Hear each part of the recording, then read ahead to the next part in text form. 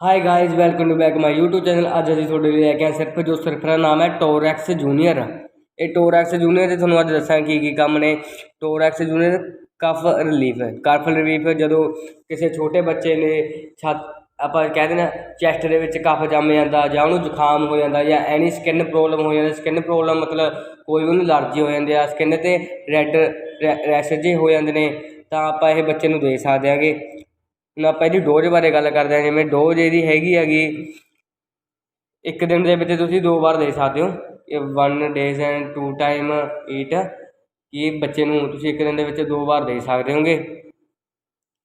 ਅਤੇ ਇਹ ਤੁਹਾਨੂੰ ਆਪਦੇ ਏਰੀਆ ਵਿੱਚ ਮਿਲ ਸਕਦਾ। ਅਤੇ ਇਹਦੇ ਪ੍ਰਿੰਟ ਹੈਗਾ 75 ਇਹਦੇ 'ਤੇ ਪ੍ਰਿੰਟ ਹੈਗਾ। ਇਹ ਤੁਹਾਨੂੰ ਆਪਦੇ ਏਰੀਏ ਵਿੱਚ ਮੇਰੇ ਖਿਆਲ ਨਾਲ ਵੀਰੇ 70 ਰੁਪੀਜ਼ ਦਾ ਤੁਹਾਨੂੰ ਮਿਲ ਜੂਗਾ ਆਪਦੇ ਏਰੀਏ ਵਿੱਚ।